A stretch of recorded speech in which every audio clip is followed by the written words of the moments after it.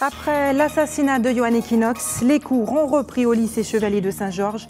La douleur était encore perceptible ce matin. ATV Guadeloupe était là pour rendre compte de cette rentrée douloureuse et marquée par le doute. Les autorités ont sonné la mobilisation contre l'explosion de la violence.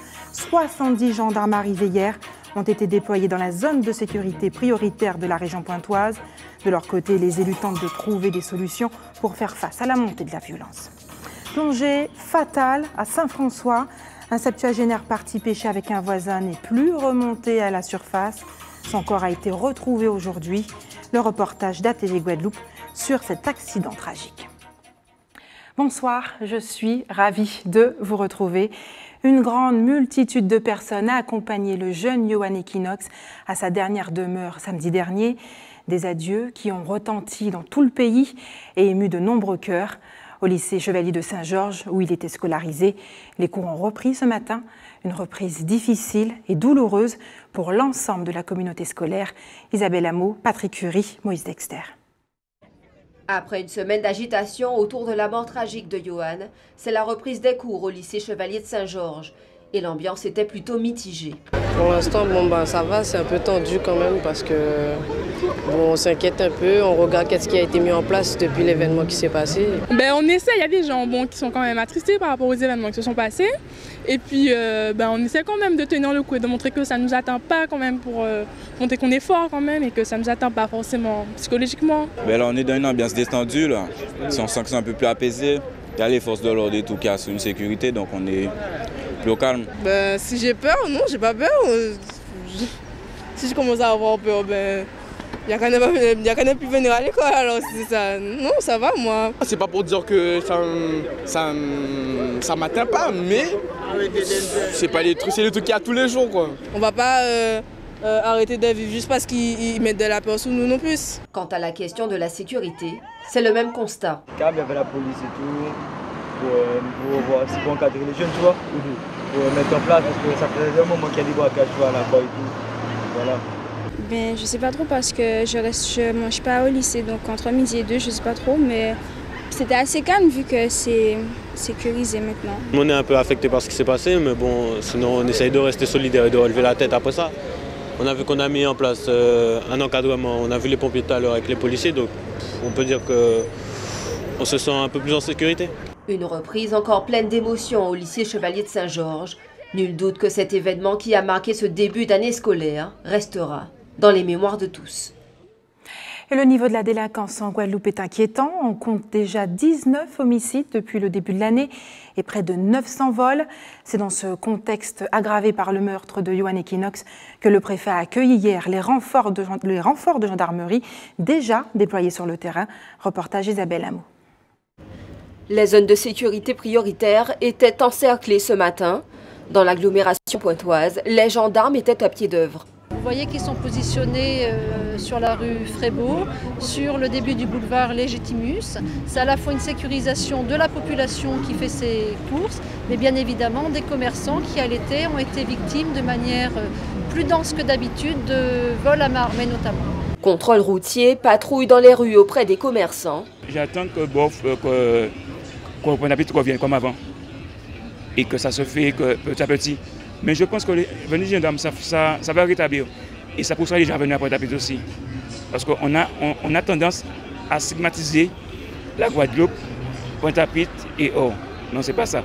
Moi, comme je vous dis, vous allez voir, vous posez la question à quelle qu'on soit la personne à Pointe-à-Pitre ce matin, ça marche. Bon, il y a ceux qui vont dire que ça ne va pas durer, mais quand même, c'est une bonne chose de les voir.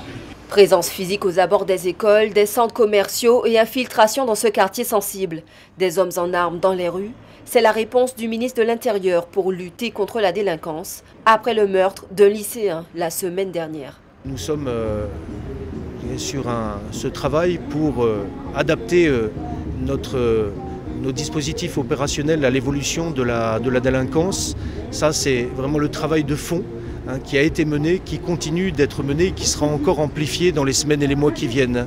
Mais face à la situation difficile que nous connaissons, il fallait cela exigeait des mesures immédiates et ces mesures immédiates ont été prises par le ministre de l'Intérieur qui a décidé sans attendre de m'allouer ces renforts C'est le sens des escadrons de gendarmerie qui sont arrivés et j'espère qu'ils seront sur le terrain tant que ce rapport de force n'aura pas été rétabli au profit de vous, moi, de tous les citoyens qui veulent occuper l'espace public en toute sécurité. Un déploiement rassurant pour certains, pas suffisant pour d'autres. Quand nous interrogeons le commissaire sur la durée de ce renfort. Je ne peux pas répondre à cette question. En tous les cas, ils sont là pour pouvoir sécuriser la population et endiguer la délinquance sur le territoire. Rien n'est précisé à ce sujet. Et ATV Guadeloupe a souhaité connaître l'avis des Pointois, en tout cas sur ce renfort de gendarmerie. Des propos recueillis par Isabelle Hameau et Linda Kayarsi. Moi, je ne vois pas que ça va arranger grand-chose. Je ne vois pas, le problème, ce n'est pas là qu'il est. Le problème, c'est le système social colonial qu'il faut changer. Tu vois, qui met la discrimination entre nous, les Guadeloupéens. Au système social que tout le monde a dans le petit monde. Ouais. C'est monsieur, très longtemps, c'est monsieur qui a vu dans le pays là. Il a fait 6 mois, 4 mois. Les autres même. Et tant qu'à j'ai vu qu'il a changé. C'est bien. Pourquoi? Par rapport à les gens qui se font agresser. Parce que ma fille, elle s'est fait agresser il n'y a pas longtemps. Alors je dis que c'est bon. Et puis, c'est dommage qu'il y ait eu ça pour qu'on puisse avoir ça. Je pense que c'est bien, mais ça c'est juste devant le lycée. Tu sais jamais si tu marches plus bas que si tu sais jamais si tu marches plus bas, il y aura quelque chose qui peut t'arriver. Et puis moi je pense aussi que c'est tout beau, tout nouveau. D'ici un mois, il n'y aura plus personne, je pense. Donc je pense que c'est bien, mais si ça continue, tant mieux. Ils devaient se mettre là tous les jours parce que c'est mieux pour nous, pour notre protection. Mais ils devaient plus se mettre près de la croix, une partie ici, une partie par là. Genre une sorte de fil pour qu'on se sente en plus en sécurité. Un petit peu plus rassuré. Voilà. Ça manquait? Bon, oui et non. Mais oui pour nous et bon, on va dire que oui, ça manquait. Je pense que c'est une bonne chose parce que quand ils étaient là, il y avait quand même, on pouvait véhiculer, marcher tranquillement sans problème. Et quand ils sont repartis, la délinquance s'était boostée à nouveau. Et depuis, on voit, c'est parti en escalade. Ça qu'a passé par rapport à ces gendarmes-là qui là, ça peut résoudre rien. Ça c'est pour calmer, pour faire nous croire des choses. Mais c'est faux. Parce que là, il n'y a pas passé. Bitan là qui a recommencé. Le soir, il n'y a pas là. Et c'est le soir, bitan là qui a baillé. Ou à Kazan, il n'y a pas n'importe qui bitan peut arriver, ou peut un côté, ou peut payer la plage, ou peut payer pour côté. Nous avons une police ici en pays là, qui peut faire travail là, c'est monsieur qui a fait là. Et la police là qui est ici, c'est tirer dans ce système là, matérialiser, dématérialiser, mettre à pied en la rue là, organiser pour faire travail là, c'est monsieur qui a fait là. C'est monsieur, si l'argent qui moun yo ka vinn dans pays là pour 6 mois. Si l'argent à autres, si l'argent à moi, si l'argent à d'autres moun, yo ka pique-niquer.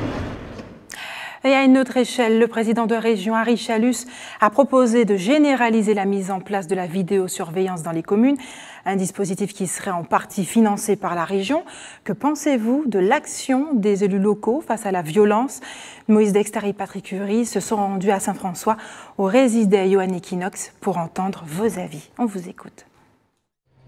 Il y a eu quelques mobilisations, mais je pense que il devrait avoir un travail qui soit fait en amont, parce que quand on voit les élections, tout le monde est mobilisé pour les élections et après ça, le temps passe et puis on ne voit plus personne dans les rues. Donc on aurait souhaité que les politiciens et les autres puissent être mobilisés en permanence, qu'on puisse les voir dans la rue, pouvoir aussi aider les jeunes, les accompagner. Il y a du laxisme déjà, je dirais, et moi je trouve que rien n'avance.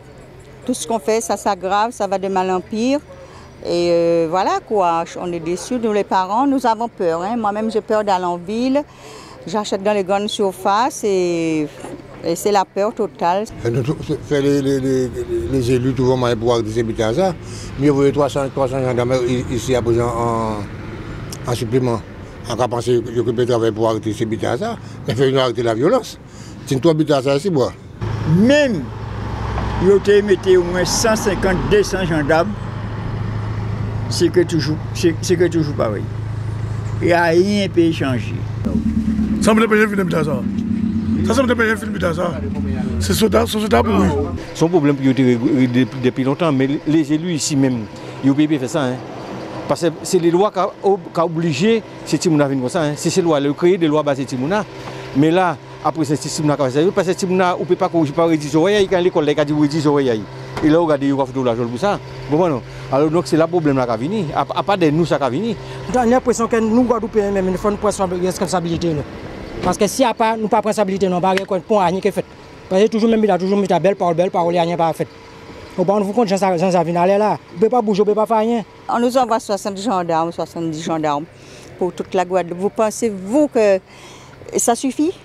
Ça ne suffit pas du tout. Ah, ça veut dire que c'est que vous n'avez pas fait travail. Ouais. Toute violence qu'a fait dans le pays là. Vous avez dit les jeunes pas bon, mais les jeunes travaillent. Et vous avez tout bien passé bien. J'ai un message pour les jeunes, c'est vraiment leur dire que quand il a dit la violence pas qu'à régler à rien. On va trouver quoi faire grandes affaires. On va trouver quoi faire grandes affaires même parce que la vie c'est trop compliqué, trop merdant. Quand on trouve ce gars live, c'est toujours même butin là. Belle parole, il ne va pas voir rien qu'à faire même. Les élus profitent simplement de la situation. Les élus devraient être là en tout temps sur le terrain et non à chaque fois qu'il y a un drame. Ils profitent simplement de la situation. Et la Guadeloupe pleure encore la perte de Yohan Equinox. Certains redoutent que ce crime tombe dans l'oubli. C'est pourquoi le collectif Vigilance Citoyenne a lancé un appel à une grande marche contre la violence. Elle aura lieu ce mercredi après-midi à l'hôtel de ville de Pointe-à-Pitre. Didier Jeanne, bonsoir. Bonsoir. Merci d'avoir accepté notre invitation. Vous êtes le président justement de ce collectif. Alors ce mercredi, vous appelez l'ensemble des Guadeloupéens à vous rejoindre, munis de t-shirts blancs, lors d'une marche contre la violence. Oui. Le départ se fera devant l'hôtel de ville de Pointe-à-Pitre à 15h30. Exactement. Que souhaitez-vous démontrer? Quel est le message que vous souhaitez transmettre? Le message est le suivant. Nous estimons que la Guadeloupe a atteint un taux de violence, et depuis un certain temps, qui est totalement inacceptable. Un taux de violence qui est le pire de toute la France. Donc nous souhaitons simplement que tout le monde réagisse. En premier lieu, les instances gouvernementales et leurs représentants locaux, ce qui semble être le cas, puisqu'il y a une réunion aujourd'hui, que certaines décisions seront prises. Des policiers ont été envoyés en renfort, 70 policiers. Est-ce que ça suffira? Ça, on ne peut pas le savoir pour l'instant. On verra à l'usage si ces policiers, d'une part, s'ils restent, si ces moyens-là sont là de façon définitive et si ça a un effet suffisant quant au taux de violence. Mais cette logique que semble déployer le gouvernement est une logique que je qualifierais de corrective, et qui cherche à corriger les problèmes. Nous, notamment, on cherche à se poser des questions, est-ce qu'il n'y a pas moyen de prévenir, d'éviter que surviennent de tels problèmes? Et c'est là, dans ce sens, que l'appel s'adresse aussi à la société civile. On demande aux citoyens de s'impliquer, de regarder s'il y a moyen de faire que cette jeunesse soit moins violente. Concrètement, comment cela pourrait se traduire? D'agir à quel niveau? Ça pourrait agir au niveau peut-être de l'éducation. Peut-être que beaucoup de gens disent comme ça qu'il y a un laxisme vis-à-vis de l'éducation de nos enfants, qu'on les laisse faire trop de choses, qu'ils vont trop sur Internet ou qu'ils sont trop exposés à certains médias. Est-ce que c'est ça la solution? On ne sait pas. Est-ce que c'est notre façon de leur parler? Peut-être qu'on leur parle de façon trop péremptoire, de façon trop agressive. Peut-être que c'est le contraire. Peut-être qu'il faut mettre davantage de bienveillance dans la façon de communiquer vis-à-vis d'eux. Vous voulez changer finalement l'éducation guadeloupéenne? Je n'ai pas, personnellement, nous n'avons pas de solution à proposer pour l'instant. Nous souhaitons simplement établir un débat là-dessus. Parce que quelque part, les gens le disent, c'est qu'il y a un problème dans l'éducation, un problème au niveau de la jeunesse. Le fait que cette jeunesse devienne violente comme ça, on peut dire que c'est lié ponctuellement ou de façon chronique à la drogue ou à d'autres effets, mais quelque part, on perçoit que la société et les jeunes, il y a une ambiance qu'on ne contrôle plus. Alors, à partir de quel moment est-ce qu'on a essayé de dériver la chose? Didier Jeanne, vous ne pointez pas uniquement la nonchalance de l'État. Vous l'avez dit, vous appelez aussi à la responsabilité de la société civile. Je vous cite, « Nous avons passivement laissé un voile sombre recouvrir notre archipel, celui de la déchéance sociale, de la délinquance et de la violence. La société guadeloupéenne est également responsable de ce qui s'est passé. » En partie. En partie, je pense. Parce que même si on trouve, c'est absolument dramatique ce qui s'est passé, le fait qu'un jeune puisse aussi bêtement perdre la vie, mais un jeune en construction, qui construisait son avenir pour être mieux dans le futur, qui est stoppé net par un autre jeune qui, lui, est en déshérence. Quelque part, si vous voulez, c'est pas... A priori, c'est peut-être pas des affaires de drogue, des choses comme ça qui interpellent, c'est quelque part un futur qui détruit, un futur en construction. C'est en ce sens que ça me paraît totalement effrayant. Il y a également quelque chose d'effrayant, c'est que Yoann Equinox était à peine enterré qu'une fusillade éclatait aux abîmes. On a le sentiment que ces acteurs de la violence n'ont peur de rien. Rien ne les arrête, ni la peur, ni la compassion. Quel est votre avis là-dessus? Mon avis, c'est que c'est ça, c'est que quelque part, on a l'impression de baigner dans un climat de violence. À quoi est-ce dû? Est-ce que c'est l'éducation qu'on nous donne? Est-ce que c'est le fait qu'on regarde trop de scènes violentes à la télévision ou sur Internet? Internet, ça défile. Mais il faut qu'on se pose la question. Didier Jeanne, vous plaidez pour une action préventive, mais oui. Qu'en est-il de ces jeunes, justement, qui sont acteurs de cette violence? Sont-ils perdus, selon vous? J'espère que non. J'espère que non. Mais c'est-à-dire que des solutions qui viseraient à les condamner seraient des solutions qui, à mon avis, ne nous empêcheraient pas de pallier de futurs incidents. Il y a quelque chose qui revient souvent, même dans les micro-trottoirs, c'est « et l'après ». Cette marche blanche mercredi, mais l'après, comment elle va se traduire en actes, cette marche, ce cri? Il faut que l'on arrive à, quelque part, forcer la porte des administrations pour proposer des choses, un plan d'action, probablement. J'ai entendu que les représentants de l'État qui sont réunis ont un peu la même démarche. Mais eux, je pense qu'ils auront une démarche qu'on va examiner. Mais quelque part, je pense qu'il faut vraiment que la population, par derrière, soit aussi là pour minimiser pour ajouter à l'effet de l'État, en tout cas. C'est-à-dire qu'on a du mal à voir finalement quelles seront les retombées de cette marche de mercredi. Qu'est-ce que vous espérez? Un plan d'action que vous êtes déjà en train de mettre sur pied avec Jackie Dahomey? Je n'en sais rien, je vous pose la question. Concrètement, que va-t-il en ressortir? Qu'est-ce que vous espérez? Un plan d'action auquel certains d'entre nous avons déjà réfléchi, pour ne pas dire la plupart, mais que l'on n'a pas encore posé sur le crayon. On veut simplement que les gens viennent et qu'ils s'impliquent et qu'ils prennent conscience. Là, visiblement, ce qui s'est passé lundi dernier a été déjà un facteur déclencheur de prise de conscience au niveau des administrations. Ils se sont réunis, ils ont envoyé des moyens, donc ils disent « Ok, ça suffit ». Chalus, une fois de plus, a mis a tiré la sonnette d'alarme. A priori, il a été entendu, mais je pense qu'il ne faut pas que pour autant la société civile démissionne, disant c'est à l'État de faire les choses. Juste une parenthèse pour qu'on comprenne bien ma position à moi. Dans mon association, nous avons une devise. Ne vous demandez pas ce que l'État peut faire pour vous. Ne vous demandez pas ce que vous pouvez faire pour l'État. Demandez-vous ce que nous pouvons faire pour nous-mêmes. Didier Jeanne, merci d'avoir accepté de répondre à nos questions ce soir. Vous avez certainement entendu parler de ce fait divers. Un homme était recherché hier à la Coulée à Saint-François. Il a été retrouvé. Il s'agissait d'un homme de 70 ans qui aurait été victime d'un malaise. Patrick Curie et Moïse Dexter étaient sur place. Léonard Fréchot était parti pêcher avec un ami aux environs de 16 h, dimanche, dans le secteur de la Coulée à Saint-François. 2 heures plus tard, le plongeur, sous-marin et perdu de vue par son ami, ils s'étaient éloignés l'un de l'autre pour pêcher. Dès 18 h, l'alerte est donnée.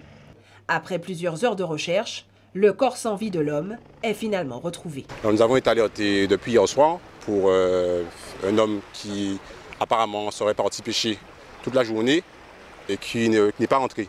Donc nous avons mis en place un important dispositif de recherche avec les sapeurs-pompiers, les plongeurs, l'hélicoptère de la sécurité civile, l'hélicoptère de la gendarmerie ainsi que la gendarmerie nautique. Et nous n'avons pas réussi à trouver le corps hier soir. Nous avons recommencé les recherches ce matin, à 6 h du matin, pour finalement le retrouver aujourd'hui. Donc c'est un homme d'environ 70 ans qui visiblement a dû faire son malaise depuis hier et le corps dérivait. Là, on l'a retrouvé. On l'a retrouvé justement dans la baie, pratiquement, en amont de la barrière de corail et flottant. Un accident rare, mais pas isolé sur cette plage réputée. C'est la deuxième fois qu'il y a une noyade à couler. La mer est belle, la mer est très calme. On peut entrer très profond en marchant. Donc je me pose la question, comment ça se fait que le gars s'est noyé là? D'après ce qu'on me dit, peut-être il a fait de malaise. Moi, à ma connaissance, même les enfants vont se baigner là, il n'y a aucun problème. C'est un endroit qui est très fréquenté et à cause de ça, à cause de mer calme, pas de courant. Il n'y a rien comme danger. Une autopsie sera effectuée pour connaître les causes exactes du décès. La semaine dernière en Guyane, 4 grands prématurés ont trouvé la mort suite à une infection nosocomiale au centre hospitalier de Cayenne. Un événement inquiétant qui a ébranlé le service en charge des nouveau-nés dont l'état nécessite des soins intensifs. Depuis, les mesures d'hygiène ont été renforcées. Une équipe d'ATV Guyane a justement pu passer 24 heures au sein de ce service. On regarde leur reportage. Le service de néonatologie du centre hospitalier de Cayenne. C'est ici que 4 grands prématurés ont succombé à une bactérie bien connue du milieu hospitalier, le staphylocoque doré. Dans leur couveuse stérile, ces bébés, nés parfois à 25 semaines de grossesse, sont pourtant archi-protégés par le personnel. Depuis le drame, un dépistage systématique est effectué. Une fois la bactérie détectée, les bébés concernés sont isolés pour éviter toute nouvelle contamination. À l'instar du personnel, les familles doivent respecter scrupuleusement les règles d'hygiène, port de la charlotte et du masque et lavage systématique des mains à chaque entrée du service. On reprend toutes les procédures d'hygiène et on les rebalaye en renforçant les zones de vulnérabilité qui peuvent être identifiées, aussi bien pour le matériel que pour l'environnement, l'hygiène des locaux, des personnels, tous les niveaux. Les germes comme le staphylocoque doré sont couramment présents dans l'environnement des visiteurs, mais rarement aussi violents. Le personnel soignant attend donc le résultat de l'enquête épidémiologique pour y voir un peu plus clair. Là, ce qui est marquant, c'est que d'abord, ça a attaqué les enfants de manière agressive. Et voilà. Et puis il y a eu 2, puis 2. Donc là, on était sur une émergence qui n'est pas du tout quelque chose de normal dans un service de néonatologie. La prise en charge des grands prématurés reste très à risque. Et la Guyane a l'un des plus forts taux de bébés nés avant terme, 13% contre 7% pour la France hexagonale. En Guadeloupe, les socioprofessionnels du centre-ville de Basse-Terre sont en colère. Ils défileront mercredi pour protester contre les tarifs de stationnement du centre-ville et du nouveau parking du littoral, jugé excessif. Nathalie Edo, bonsoir. Bonsoir. Merci d'avoir accepté notre invitation. Vous êtes justement la présidente de l'association des commerçants de Basse-Terre. Alors, ça fait quelques mois quand même que les socioprofessionnels alertent les autorités, la municipalité, vous également, presque 2 ans. On avait déjà réalisé un reportage sur cette thématique, cette problématique. On regarde le reportage ensemble de Karen Diama.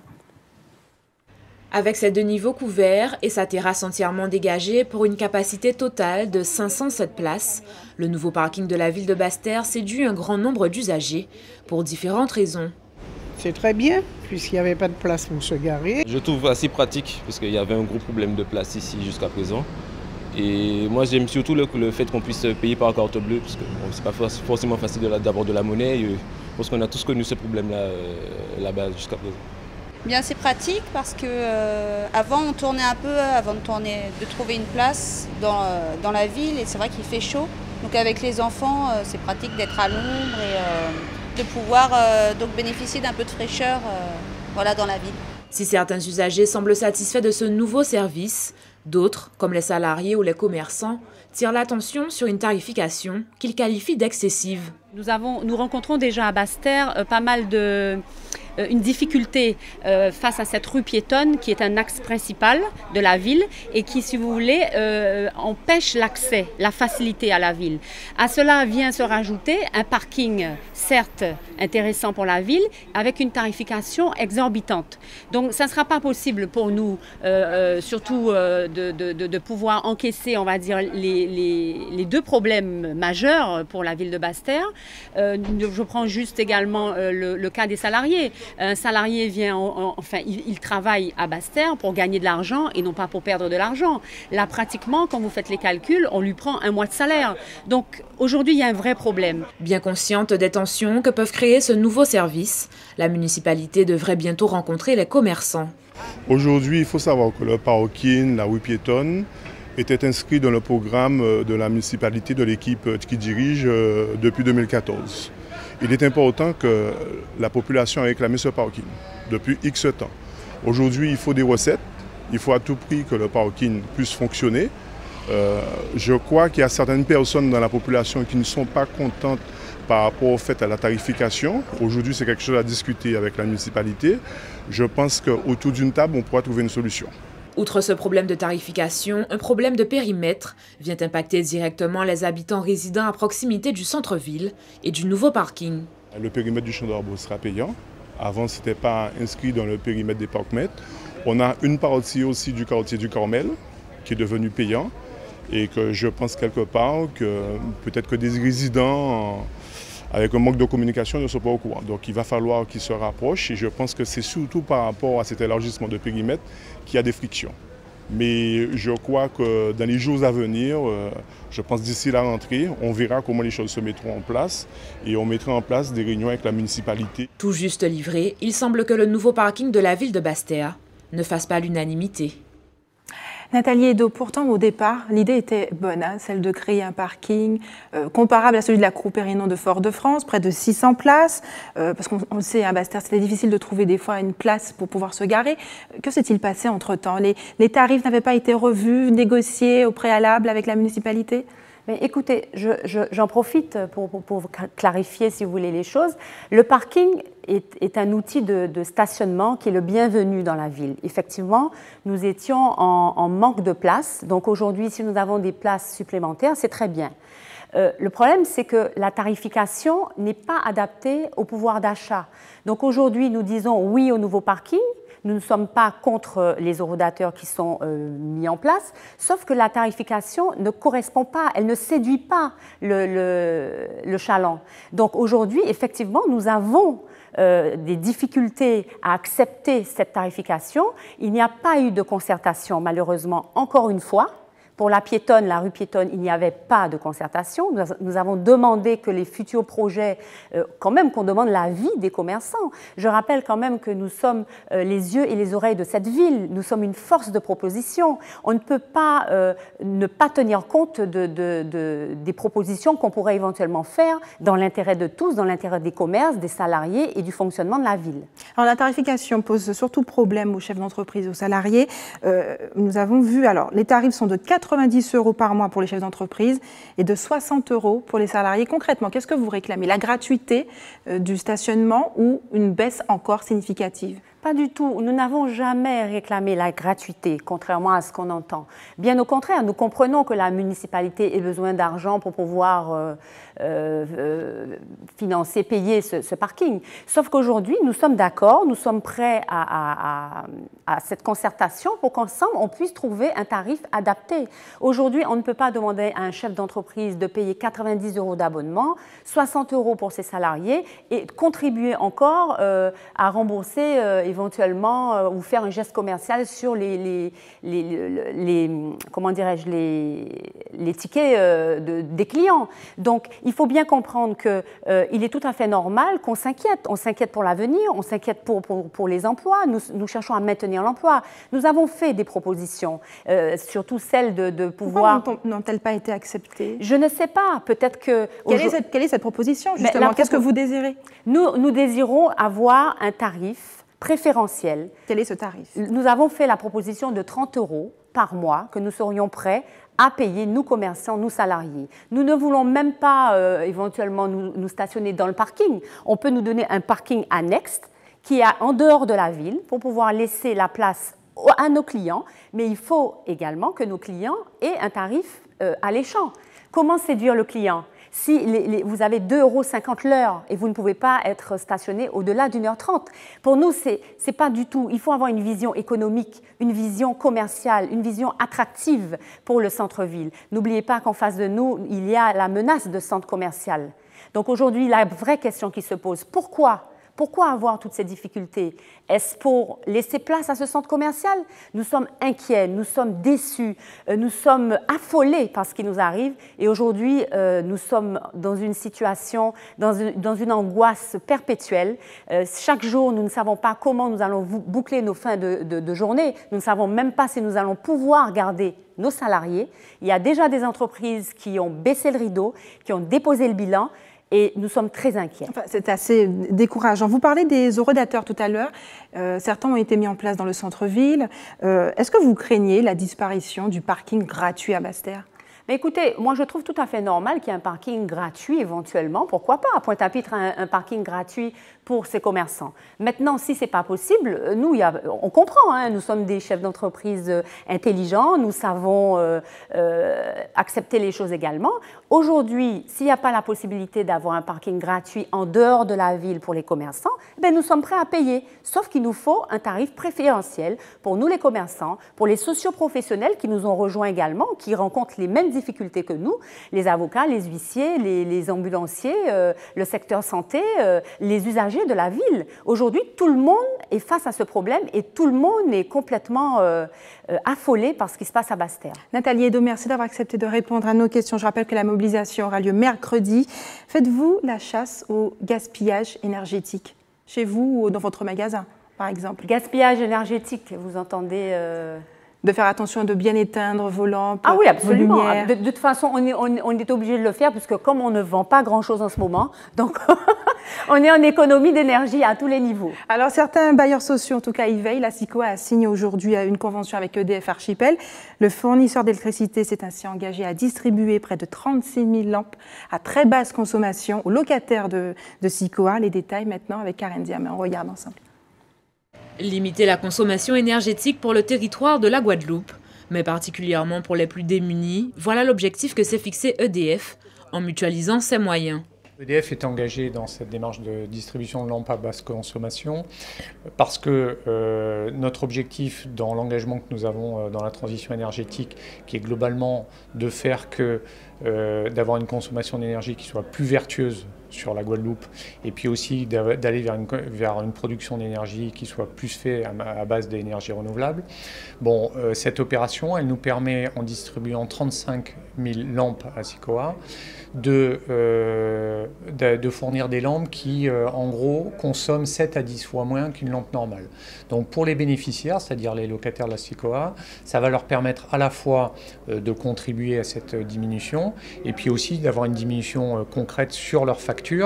Et surtout que nous savons que, bon, évidemment, le prix des factures d'électricité est un point sensible sur lequel on veut aider par cette opération. Avec un patrimoine qui s'élève à près de 90 résidences pour une moyenne de 21 000 résidents, il s'agissait d'un véritable enjeu socio-environnemental pour la SICOA. C'est à la fois de participer à la maîtrise de l'énergie au niveau national d'ailleurs, comme le fait EDF, mais aussi de sensibiliser tous ces locataires à l'économie d'énergie qui est assez précieuse ici, du fait qu'on fonctionne avec de l'énergie fossile pour produire de l'électricité.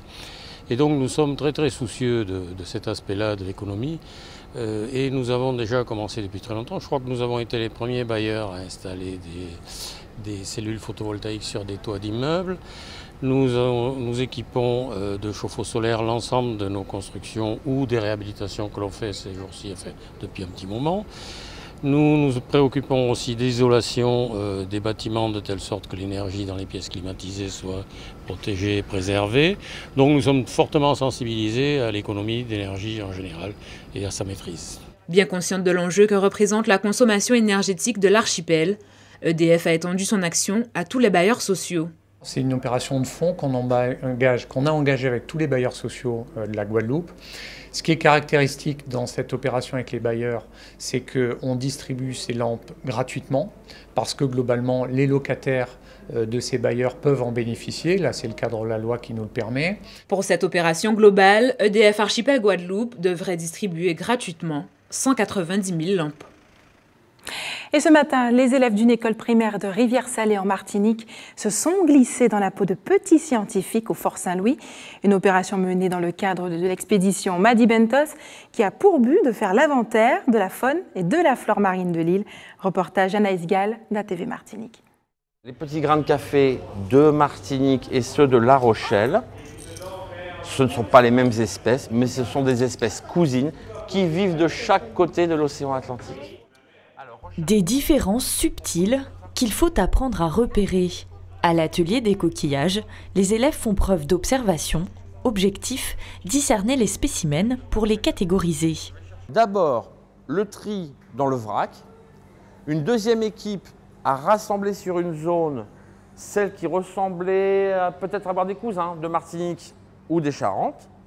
Et la troisième équipe a travaillé avec des livres pour essayer d'identifier quelques espèces. Trier, classer, comparer les espèces, un travail minutieux pour bien comprendre l'enjeu de l'expédition Madi Bentos. On a regardé les espèces, on a regardé de plus près les petites choses. Ce qu'ils font, c'est bien parce que comme ça, ils vont apprendre des choses sur les animaux qui vivent dans l'eau. On a regardé différentes espèces de coquillages, aussi des éponges, des différentes espèces de crabes. Il y a des choses que j'ai appris que je ne savais pas encore. Direction le laboratoire pour observer la faune marine d'un peu plus près. Dans ces résidus de sable, des animaux microscopiques. Très souvent, quand ils voient du sable, ils n'imaginent pas du tout qu'il y a des êtres vivants dedans. Donc, ils prennent conscience de ça. Et ensuite, de la variété, même dans un petit plat de sable, on peut trouver déjà jusqu'à une dizaine de bêtes différentes, quoi. Comme la plupart des mollusques sont tout petits, c'est-à-dire qu'il faut entre 1 mm et on va dire 5-7 mm, effectivement, il faut une loupe pour les trier. Et ensuite, lorsqu'ils sont vivants, on les prend en photo de façon à avoir non seulement une image de la coquille, mais une image de l'animal. Dernière étape du parcours, séance de sensibilisation à la préservation des fonds marins, une mission endossée par la Marine nationale. Il est très important que nos petits citoyens, nos futurs citoyens, puissent prendre bien conscience de la vie qu'il peut y avoir tout autour de l'île. Il n'y a pas que sur Terre, il y a tout cet aspect maritime. Et on sait bien que nos jeunes, c'est des éponges en quelque sorte, et que, vous l'avez vu ce matin, eh bien, ils s'imprègnent totalement de tout ce qu'ils arrivent à découvrir, tout ce qu'on peut leur montrer. Et au travers de cette visite au Fort Saint-Louis, eh bien, les équipes pédagogiques s'efforcent de transmettre à ces jeunes cette volonté de protéger leur environnement, parce qu'ils sont acteurs de leur protection. L'inventaire de la faune et de la flore marine sur nos côtes se poursuit jusqu'au 11 octobre. Les visites continueront la semaine prochaine. Des élèves de tous âges, mais aussi des professeurs, pourront à leur tour découvrir le travail des scientifiques. Retour en Guadeloupe et place aux informations pratiques maintenant. Il va falloir vous armer de patience si vous habitez à Baie-Mahault. La distribution de l'eau potable sera perturbée dès demain dans toute la zone avec un retour à la normale prévu le lundi 7 novembre. Des travaux sont en cours. Et enfin, l'équipe de l'établissement français du sang vous donne rendez-vous demain au lycée de Bel-Air, Moudong à Baie-Mahault, de 8h30 à 13h. Et enfin, si vous êtes témoin d'un événement, n'hésitez pas à nous contacter à la rédaction 0590 60 11 2 fois ou à nous envoyer vos emails rédaction@atv.gp. Et enfin, pour vous communiquer, vous êtes une association, n'hésitez pas à nous envoyer vos communiqués à notre fax 0590 60 65 63 ou alors par email à l'adresse suivante b.fiari@atv.gp.